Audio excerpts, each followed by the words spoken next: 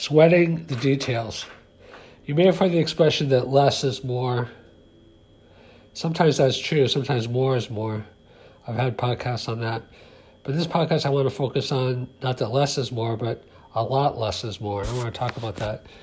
They said that if you divided up all the money equally, that it would flow back to its original owners before you divided it up equally.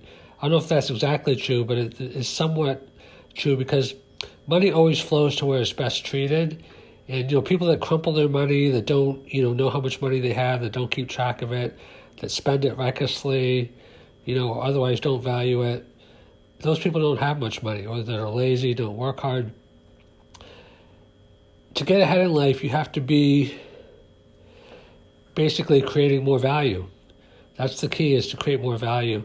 Some people work 2 jobs, but the jobs are jobs that almost anybody can do, so they don't pay that much. If you want a job or a career or a business that pays a lot, then you have to be able to do something in high demand that very few people can do. So sweating the details is not about anxiety, it's about attention and detail.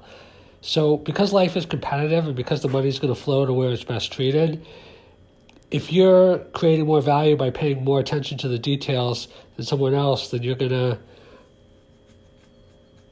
get more customers and more money than them. If you pay attention to the marketing, the value and everything else. So there's like the famous example, of a business owner going around, the property picking up paper clips and things like that. I mean, the level of detail that you have to be attuned to. Now, this doesn't mean that you miss the big picture, because some people are just so into minutia. They're like running on a treadmill and they're like sprinting and they're like, oh my gosh, I'm running so fast. And then they're surprised when they're not getting anywhere because they're running on a treadmill. So you do have to focus on the things that are important, but the things that are important are making sure that things are working smoothly. And the way that things work smoothly is focusing on the details. So first you have to have people working on the right things. That's the big picture. I mean, even before that, you have to have the right people. So they say you have to have the right people on the bus, and then you have to have the people in the right seats.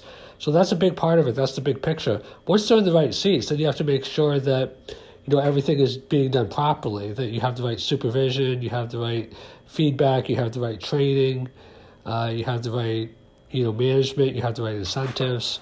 All those things is kind of like an art and a science. So I've seen so many situations in life where the person that's sweating the details more, like a lot of people are like, oh, it's not worth it. I'll just get, people say it's like, oh, it's only $5, it's only $50, it's only $500, it's only $5,000. So it's just like, it's not worth it. And where someone else says it is worth it. That's why people that are hungry or desire, sometimes people from poorer countries, they wind up getting further ahead in the long run because, not always, but if things are just given to you or if it's too easy, that's why America, some people feel kind of a little bit went on the decline because we have been on top so long. It's hard to stay hungry. It's kind of like the Super Bowl. It's like no Super Bowl champ has repeated since 2003, 2004, I believe, which is almost like 20 years now. And there's a lot of different factors. One is free agency and other things. But one factor is that once you get the prize, once you get to the top, it's hard to stay as hungry because someone that's never had the prize, they're like, oh my gosh, I want to spend my whole life to get the prize. So there's a tendency once you get the prize to kind of relax a little bit and I've made it. Like hunger, desire. Now that is not hunger, desire out of deficiency, because if you feel deficient, then by the law of attraction, that's negative energy. You have to line up with the frequency of what you want. So if you want wealth and prosperity, then you have to feel very full. You have to feel very confident, energetic, to line up with whatever you want. But it's still kind of like, it's kind of like a calm confidence. It's kind of like, I'm very confident I can do it, but I can do it because I have a good process. My process includes, working with people, training them, correcting them, even firing them if necessary, not that easily because, if you're firing too many people, it means that you're a bad hirer, you hire the wrong people or you don't know how to manage them. So it's a reflection on you as a hirer. But, the secret to my success really can be boiled down, if you had to boil it down to one thing, is just loving the process. I talked about yesterday about how you love the process. Like,